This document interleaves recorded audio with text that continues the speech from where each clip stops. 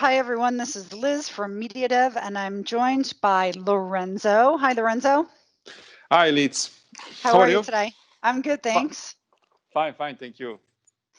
Great. Thanks Well, for inviting me to this call. it's my pleasure. I always like doing a little interview with you. Our other interviews have been quite fun in the past. So I'm looking forward to today's topic, which is social selling best practices in Italy. So I'm going to dive right into the questions. When did social selling start being used as a marketing outreach tactic to generate leads in Italy? Good question. So let me say that in Italy we started social selling around December 2019. But my feeling was that there was a gap.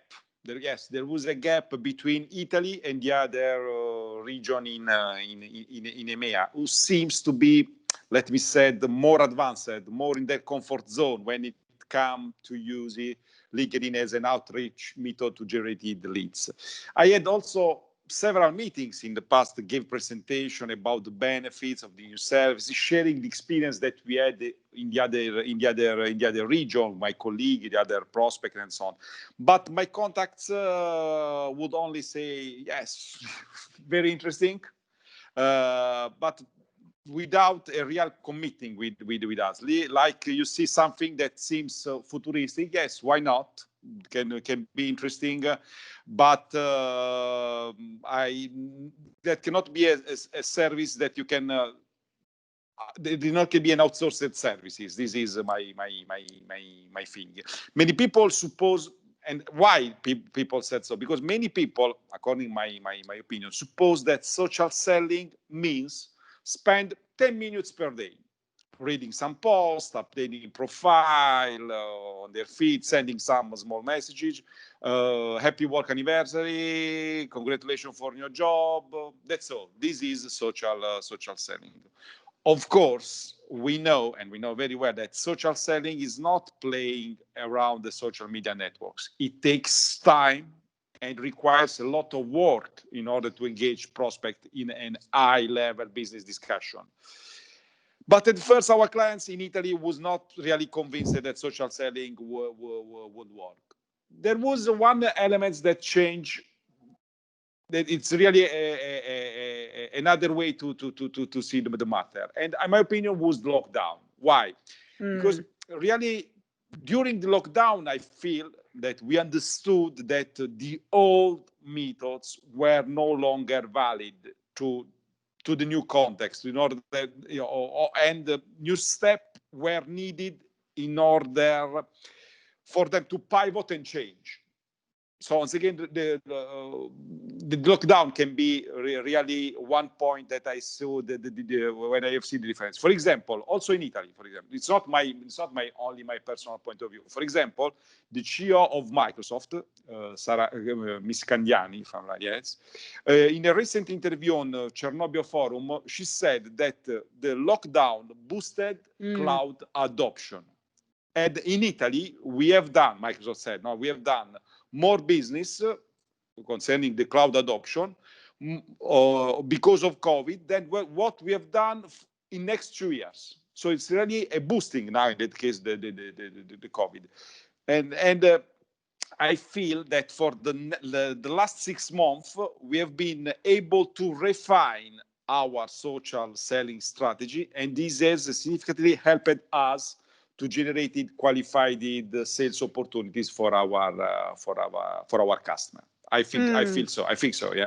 Yeah, no, I agree with you in all the points that you just said. I mean, I remember once speaking to a customer, this was several years ago in France, about the possibility of doing social selling. And she said, oh, yeah, but our sales reps are supposed to do that. And I said to her at the time, yeah, but your sales reps don't have only that to do. And it's actually a lot more work than just, spending a few minutes here and there a day, commenting on some posts and, like you said, maybe adding some new prospects. But it was hard at that time to convince people. And now it is much, much easier because people realize like, oh, yeah, well, if we want to get in touch with prospects, how are we going to do that? And certainly because of GDPR in Europe, you can't just go emailing people. randomly, like people used to do in the past with spamming, email messages and that to, lots of prospects. And certainly telemarketing is limited depending on the country because so many people are working from home. And then to reiterate your point too about COVID, we just did some research on how COVID has really pushed people towards that digital transformation because they just didn't have a choice. And it's really positively impacted the software industry. So I encourage everyone to check out that study that we've published on our resource library. But yeah, definitely agree. The software players have really done very, very well because of COVID. And, I don't think anyone would have necessarily predicted, that before. We want to be sure that, of course, COVID is a disaster. We must be clear. But considering that we are surrounded by this COVID, we will try to fight this battle against COVID and also to try to get all the positive side on this matter. And I feel that the cloud adoption, it's really the good benefit. Now we are smart working. 6 months ago, what I don't want to say what is, but public administration, for example, now in Italy, they are working in smart working. In the past 6 months ago, it was not that's possible. Just to make an example, exactly. No, and it is interesting how each country is so different. The public service in France, even though we're technically in lockdown, they're still working, but I don't think they've been as fast to adopt smart working, tactics in the public administration, at least in France, and all the schools are open and things like that. I mean, obviously everyone is kind of at the edge of their seat wondering how long that's going to last. But for sure, the government is encouraging as many people who can continue to work from home to do so. So, there are many, many businesses that have people working from home, which is obviously a much better alternative than not working at all. So, So in your opinion, does social selling in Italy work? Yes, it definitely works. We are now running many campaigns using social selling techniques, and prospects are eager to connect with us. Also because we can track their engagement with the contact that we share. We have more and more clients now interested in elaborating social selling strategy because they see they can touch that this method it works, and this method is why let me say probably, I don't want to say the unique, but one for sure, that the only way to continue is to do lead generation programs in Italy, because many people, as you said, are at home. So while people were originally unsure about social selling, now they are seeing that is the best way forward. So it's really another perspective, to be honest. Yeah. Definitely. And I think people do realize when they understand what social selling really involves, they see, oh, wow, yeah, that's really like full-time work, because it's, content sharing, developing a content calendar and sharing it with prospects and personalizing the pitches and outreaching to a multitude of contacts, every day, and then, sending multiple messages, because obviously we don't just send one message to a prospect and that's it. If they don't respond, we send another one and another one and another one after that. And, so I think now, clients definitely see the value in that because it's a very extensive process. So why is it important to deliver both marketing qualified leads and sales qualified leads at the same time during a campaign? Why are those two deliverables very important? And instead of just going after sales appointments, for example. Of course. So this is really, thanks for this question. Of course, I will say thanks for the full interview. But this is one question that's very important from my point of view, because I have always believed that everybody wants only SQL. I had meetings, in your MQL, in your, I want only SQL because I need to generate leads for my sales. But more or less, it's the equivalent to say that I am Italian, so let me do this football example. I want to be like Cristiano Ronaldo, but I don't want to do any extra efforts. I don't want to run. I don't want to be trained hard. Only be like Cristiano. That's all. So from my experience, but I feel that you should agree with me. If you want good sales qualified leads, you need to nurture your funnel. And with the right mix with MQL, marketing qualified lead, and SQL, you will always hit your sales target. This is my mantra, I feel, to be honest. We always make sure to have multiple channels, such as email, phone, and so on, to be in touch with the prospect. If you have, for example, a premium content like a Gartner report, for example, or an important case study or success story and so on, we can promote these gated contents. And if a prospect is interested to get more info, for sure, he will be ready to fill in a web report in order to receive this main asset. If the guy is not interested, he will not fill the web form. You will not have the MQL, Sure. but you will not be in touch with the prospect that is not interested in your proposal, in your content gated, in your solution. This is my feeling. Content syndication, for example, campaigns always, and I mean always, will help you to generate a pipeline of good prospects. Maybe that those prospects, they are not ready to meet you next 2 weeks. But keeping in mind the current solution, delivering MQL lead generation helps you to create a valid foundation for your business. You need to populate your funnel with SQL for sure, but also with MQL. Let me say one more thing, because I know that there is a lot of things to say, but I see that we have a limited time, so I don't want to annoy our person. But when you talk about MQL and SQL, for sure you are referring to the funnel. And you visualize the funnel like a reversed triangle. No? On the bottom of the funnel, you see the SQL.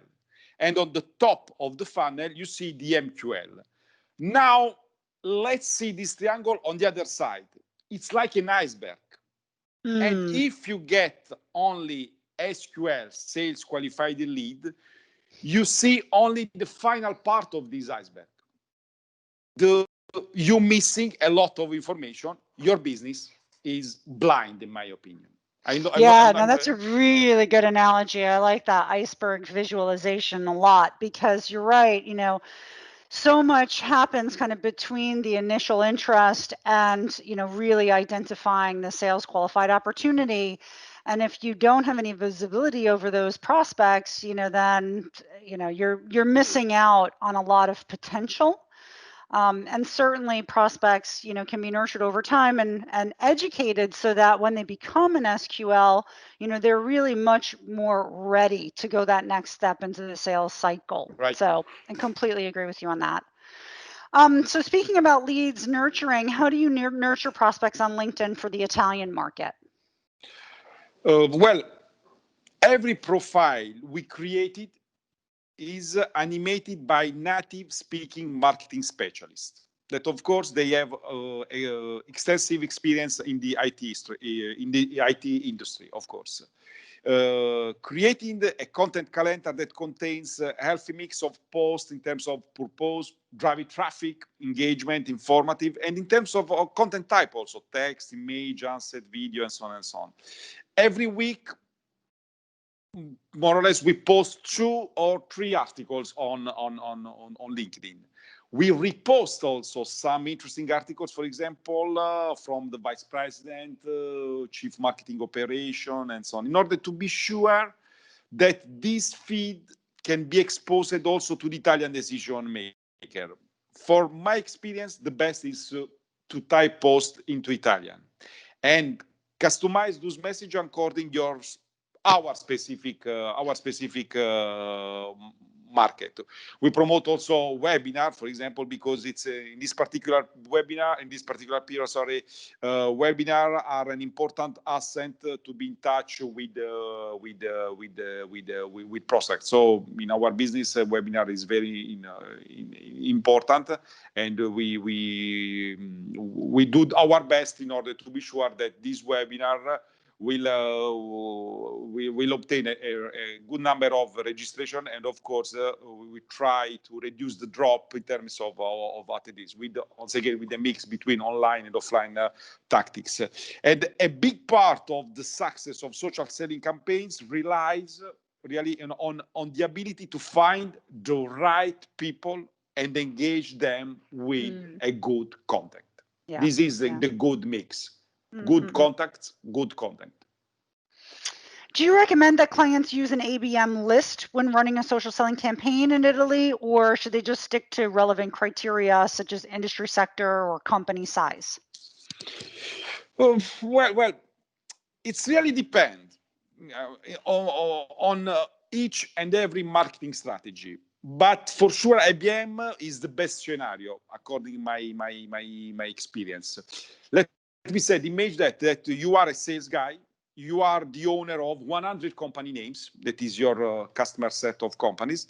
Normally, of course, large account. For sure, you are in touch with some decision maker, and for sure, you are in touch with them on LinkedIn too. So I said that this is quite normal. How we can support you? We can support you in order to find new entry points, new decision maker, new business opportunity. I feel that it's really insane to suppose that on a large organization with a company with over 1,000 employees, the CIO is the only decision maker that makes sense to be in touch with. This is the best proof example to show you that social selling works for IBM campaigns too. Of course, thanks to Sales Navigator, there are a lot of other opportunities that we can find to get your foot in the door of this prospect. Yeah, for sure. And I do think it's valuable too, in order to get like that very, very highly qualified sales opportunity, that we speak to multiple people or engage multiple people, at one time, because it's like getting little pieces to the puzzle and seeing the bigger picture of how a company is organized. And sometimes, depending on the solution type, you may have different departments that have their own specific projects. And IT may not even know about that need just yet. It might be too early phase. So it's good to be able to speak to those business decision makers, those functional job titles, before you even have to go the route of talking to IT. So makes sense what you've just said. So and also according to some specific prospect, they prefer to be in touch with the business decision maker, so not only with the IT guy of an organization. And in order to find the business decision maker from sales department, marketing department, production department, security, for example, in this period also security, HR department, you once again. Social selling helps you to be sure that you are in touch with the right person, and you cannot create your network of contacts alone. If probably you need a support, and of course we will be glad to support our customers to improve their LinkedIn network too. Does social selling work to drive traffic to online events in Italy, or is it better to use paid advertising for that? I know you mentioned just earlier that, webinar promotion is a big part of social selling, but do you think, you're able to drive traffic organically, or is it better to, pay for the ads for that? Well, to be honest, I think that a combination of both it's really the best option. Using social selling to post links to webinar, emailing and emailing prospect to invitation, and so they can register. Really helps, of course. But why choose only? Why we have to how to say we don't image to have strategy like a silos. I choose the silos 1 or silos 2. What I think, the more a prospect is exposed to a message on a different channel, the better it is. So paid advertising can also help get that message in front of the right people. And I don't think, really, this is my personal feeling, that I don't think that just doing one tactic is the most effective approach.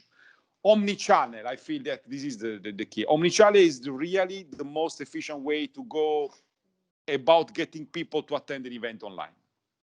Yeah, I completely agree. It's more of a holistic approach than like you said, working in a silo and doing one thing over another. So yeah, I agree with you on that too for the rest of EMEA as well, and not just for Italy. And just as a side note for the listeners out there, we also now MediaDev is able to host your webinar. So if you are looking to do a webinar, you're not really sure how to get started, definitely contact us about that. So what would you say though, Lorenzo, are some of the best practices for social selling in Italy that you can share with us today? I have already mentioned some of the best practice, including posting a healthy mix of different contents regular on your LinkedIn profile. But some other best practice are to make sure to have regular contacts between the social seller and the sales guy, sales responsive, that is going to follow up the sales opportunity identify. My opinion, it's really important. The pass over of the lead is done properly and the follow up happens quickly thereafter. So we need to really to create a bridge between our social seller and the sales guy. How? Making sure to have regular touch-based call in order to share feedback is really a best practice as well too, for example. And of course, making sure that social seller really is the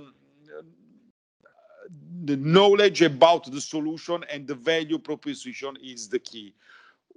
We try to support our social seller. For example, we always develop a message tree that serves as an example workflow that helps our social seller, in particular in the beginning, until the campaign really becomes natural for them. We try to create a different scenario, and of course they will choose the best track according also the experience when they are more in their comfort zone. It's important in the beginning that to a viable network is built. This is very important, and that will only happen if the right messaging is created. So it's really once again it's really a synergy between these two sides. Definitely. So just to recap then, so building a network, spending time to add contacts, email them, sharing content regularly, that's a healthy mix of various different types of posts, making sure as well that the social seller has good pitches, good messaging that resonates with that audience, and that they have regular insight from the sales team that's following up the leads to ensure that the quality is in line with expectations. And actually, that reminds me of a funny story too. Once we had a client who couldn't understand why we wanted to have regular feedback. And he said, you know, it's like if you're building me a car and I have to check every single piece of the car, I just want the car to be complete. And I said, okay, but if we don't get feedback on the leads, it's more like in a restaurant when you order the first course, the main meal, the dessert, but you wait for everything to be served and then you complain that your appetizer is cold. So, it was funny, just the difference in perspective, but I completely agree with you that having regular feedback and insight, especially when you talked about an ABM list where, these are the sales reps of our customers probably do already have some contact with those accounts. And it's really good to be in sync to make sure that nobody's, stepping on each other's toes, and also just to share information and insight back and forth really on both sides. So, and certainly I know from our experience in EMEA, when we've had our social sellers in touch with the sales reps, our team will share with the sales reps, information like, oh, I've got this guy in the pipeline and he asked me to send him some information, but what's the best case study for me to send? This is the company and this is what they do and this is the guy's job title. What do you think is really the best piece of content that I can share. And the sales rep will be, they know like immediately what's the best one, right? Oh yeah, we've got this super great case study about this, this, and this, and that would fit exactly with the topic. So, that type of information is going to be the best because it's the sales reps that are really the experts on the solution. And also, yes, in such case, for example, in Italy, it's happened that in many cases, the same company, the sales guy is in touch with one department, and the other department of this company do not know that in their company they are using the same solution. So also to share the information, said, do you know that in your marketing department you are using our solution, and why you don't want to use our solution also, for example, in your research and development department or in HR? So, and this is possible only if there is the right contamination between you, sales guy, and also the prospect. It's very useful to be in touch with the sales guy.